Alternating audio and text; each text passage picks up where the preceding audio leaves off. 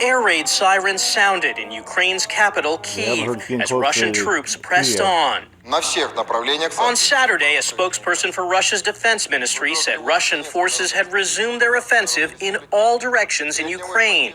New satellite images showed troops assembled near a Ukrainian hydroelectric power plant, with armored vehicles and trucks gathered nearby. Ukraine's capital city is on the verge of an all-out assault from Russian forces, and a high-rise building was struck.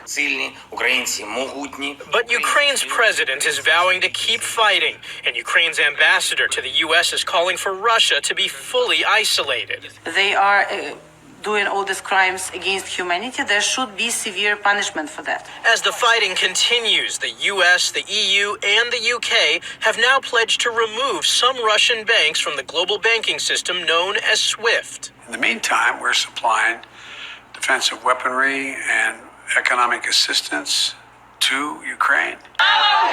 Demonstrators in cities across the country and around the world donned blue and yellow over the weekend in support for the people of Ukraine. The United Nations Refugee Agency estimates at least 150,000 people have fled Ukraine since the Russian invasion began.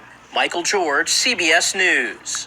Well, that just shows you that Putin is such a bully, trying to reform Russia to be a powerhouse like in the 80s, there's a lot of things that are getting boycotted, like the sporting events, I heard like other things too, like, things from like Russia, like vodka. That's another thing that's getting boycotted and pulled from the shelves.